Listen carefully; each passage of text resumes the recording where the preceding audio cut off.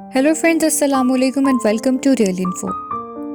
दोस्तों, हम सब ये तो जानते हैं कि फ़रिश्तों का वजूद मौजूद है और वो अल्लाह पाक की नूरानी मखलूक हैं और तमाम गुनाहों से पाक हैं। लेकिन क्या हम ये जानते हैं कि फ़रिश्ते कैसे वजूद में आए, वो कैसे रहते हैं, उनकी खुराक क्या है और बहुत से ऐसे सवालात जो कि आम इंसान के दिमाग में आते हैं। तो आज के इस वीडियो में आपको इन तमाम सवालात के जवाबात मिलेंगे। तो वीडियो को शुरू करते हैं। नाज़रीन, अल्लाह ताला की मखलूक़ात में से 3 मखलूक़ात ऐसी हैं जिन्हें नहायत अहमियत और मरकज़ी हैसियत हासिल है। एक इंसान, दूसरे जिन्नात और तीसरे फ़रिश्ते। इन तीनों मखलूक़ात को अल्लाह पाक ने अपनी इबादत और अताअत के लिए पैदा फरमाया।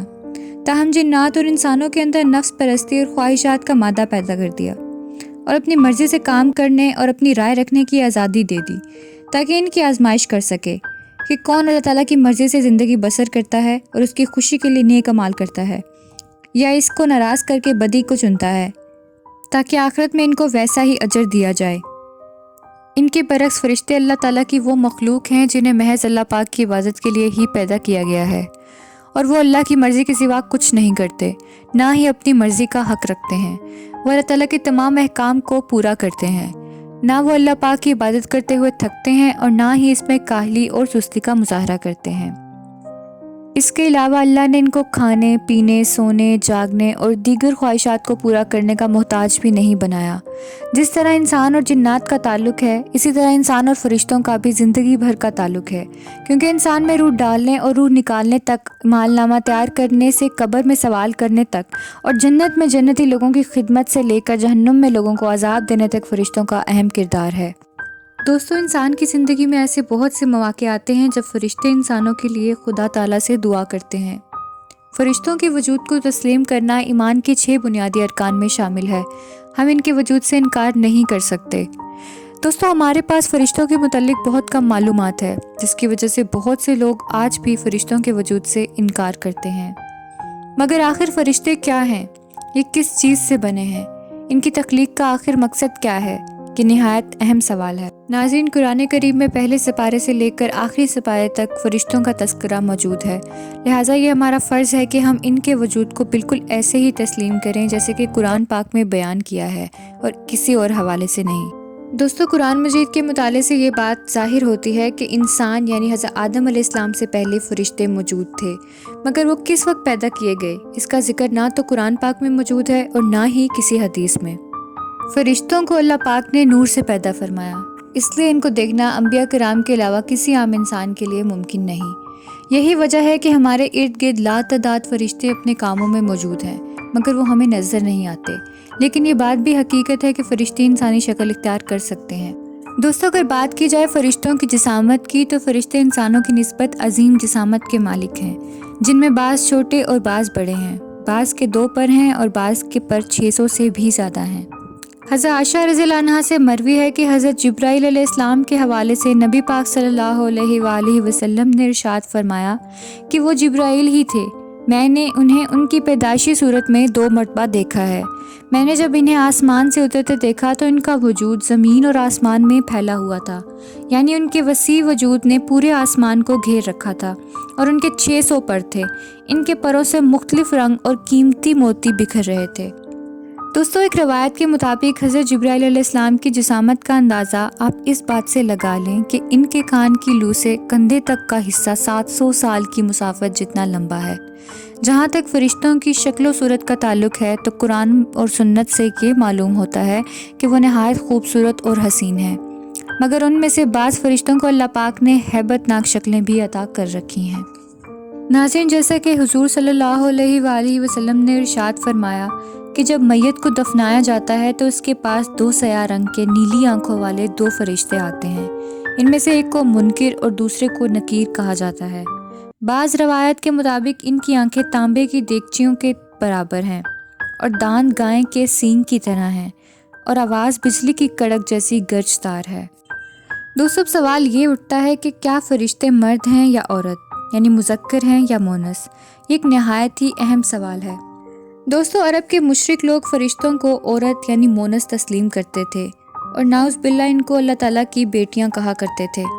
दोस्तों, इस तसव्वुर की नफ़ी करते हुए अल्लाह पाक ने कुरान करीम में इरशाद फरमाया اے نبی آپ ان سے دریافت کیجئے کہ کیا آپ کے رب کی بیٹیاں ہوں اور ان کے اپنے لیے بیٹے، یا یہ اس وقت موجود تھے جب ہم نے ان فرشتوں کو مونس پیدا کیا؟ آگاہ رہو کہ یہ جھوٹ کہہ رہے ہیں کہ اللہ کی اولاد ہے، یقیناً یہ جھوٹے ہیں۔ کیا اللہ نے اپنے لیے بیٹوں کو بیٹیوں پر ترجیح دی ہے؟ تمہیں کیا ہو گیا ہے؟ تم کیسے حکم لگاتے پھرتے ہو؟ کیا تم اس قدر بھی نہیں سمجھتے یا تمہارے پاس کوئی صاف دلیل ہے؟ اگر سچے ہو تو جاؤ اپنی ہی کتاب لے آؤ۔ لہٰذا یہ ثابت ہوتا ہے کہ فرشتے مونس نہیں ہیں۔ باقی رہا سوال کہ پھر کیا یہ مذکر ہیں، تو اس کا جواب ہے نہیں، انہیں مذکر یعنی میل بھی نہیں کہا گیا، بلکہ عباد الرحمن یعنی رحمان کے بندے قرار دیا گیا ہے۔ لہٰذا اگر بات کی جائے کہ فرشتے شادی کرتے ہیں یا نہیں، تو نہیں، فرشتے شادی بھی نہیں کرتے، کیونکہ اللہ پاک نے ان میں جنسی خواہشات بھی پیدا نہیں کی، اور نہ ان میں کسی نسل بڑھانے کا سلسلہ ہے، بلکہ یہ تعداد میں اتنے ہی ہیں جتنے اللہ پاک نے انہیں پہلے دن پیدا فرما دیا۔ دوستو اگر بات کی جائے فرشتوں کی خوراک کی، تو فرشتے کچھ کھاتے پیتے بھی نہیں ہیں، جیسا کہ قرآن پاک میں سورہ ہود میں بیان کیا گیا ہے، جس کی تفسیر کچھ یوں ہے۔ حضرت ابراہیم علیہ السلام نہایت مہمان نواز تھے۔ ان کے پاس 2 فرشتے انسانی شکل میں آئے۔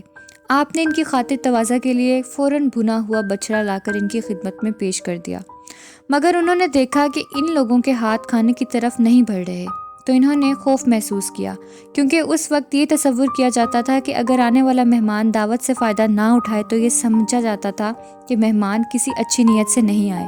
فرشتوں نے جب یہ بات محسوس کی تو کہا، ڈرو نہیں، آپ جو ہمیں سمجھ رہے ہیں ہم وہ نہیں ہیں، بلکہ اللہ کی طرف سے بھیجے گئے ہیں اور قوم لوط کی طرف جا رہے ہیں۔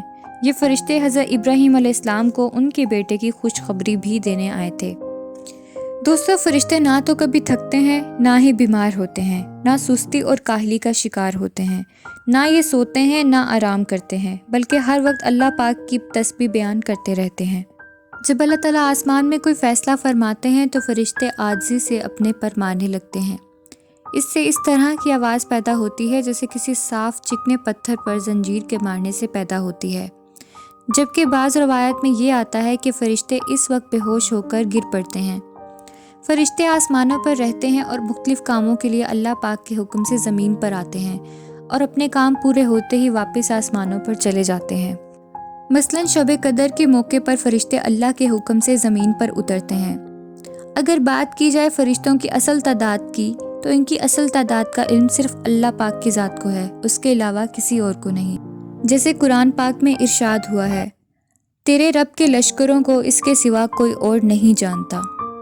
حضرت مالک بن ساسا سے روایت ہے کہ نبی پاک صلی اللہ علیہ وآلہ وسلم نے واقعہ معراج بیان کرتے ہوئے ارشاد فرمایا کہ پھر مجھے بیت المعمور دکھایا گیا۔ میں نے جبرائیل علیہ السلام سے اس کے متعلق پوچھا تو انہوں نے بتایا کہ یہ بیت المعمور ہے، اس میں 70,000 فرشتے روزانہ نماز پڑھتے ہیں، اور ایک بار جو فرشتہ نماز ادا کر کے نکل جاتا ہے تو پھر کبھی اس میں داخل نہیں ہو پاتا۔ ایک اور جگہ ارشاد فرمایا کہ آسمانوں میں کہیں بھی 4 انگلیوں جگہ ایسی نہیں ہے جہاں پہ کوئی فرشتہ سجدہ ریز نہ ہوا ہو۔ ناظرین یہاں سوال یہ پیدا ہوتا ہے کہ اگر سارے فرشتے سجدہ ریز ہیں تو مختلف کاموں کی انجام دہی کے لیے فرشتے آمد و رفت کیسے کرتے ہیں؟ اس حوالے سے علماء کرام کا یہ خیال ہے کہ سجدہ ریزی سے مراد اطاعت اور فرما برداری ہے، جبکہ بعض علماء کا یہ خیال ہے کہ اس سے مراد 7 آسمانوں میں سے کسی ایک آسمان کے فرشتے ہیں، سبھی آسمانوں کے نہیں۔ جس طرح انسانوں کے لیے پیدائش اور موت کے مراحل ہیں، فرشتوں کے لیے ایسا کچھ نہیں ہے۔ اللہ تعالیٰ نے جب سے فرشتوں کو پیدا کیا ہے وہ تب سے لے کر قیامت تک زندہ رہیں گے، لیکن دوستو سب کچھ فانی ہے، باقی رہے گی تو صرف اللہ پاک کی ذات۔ اس لیے قیامت کے روز ان سب فرشتوں کو بھی موت آ جائے گی اور اللہ کے سوا کوئی اور زندہ نہیں ہوگا۔ فرشتے کتنے طاقتور ہوتے ہیں، ان کی رفتار کتنی ہوتی ہے، اور یہ وحی کا علم کیسے پہنچاتے ہیں؟ مشہور فرشتے اور ان کی ذمہ داریاں کیا ہیں؟ ہاروت اور ماروت کون تھے؟ فرشتوں کا انبیاء کرام سے کیا تعلق رہا؟ اور جنت اور جہنم کے فرشتے کون سے ہیں؟ ان سب سوالات کے جوابات آپ کو آنے والی نئی ویڈیو میں ملیں گے۔ دوستو امید ہے کہ آج کی یہ ویڈیو آپ کو اچھی لگی ہوگی۔ اگر ویڈیو اچھی لگی تو ویڈیو کو لائک ضرور کر دیں اور اپنے دوستوں کے ساتھ شیئر کر دیں۔ چینل کو سبسکرائب کر لیں اور بیل آئیکن کو پریس کرنا مت بھولیں تاکہ نئی ویڈیو کی نوٹیفیکیشنز آپ کو وقت پر ملتے رہیں۔ اپنا بہت خیال رکھیے گا، ملتے ہیں اگلی ویڈیو میں، تب تک کے لیے خدا حافظ۔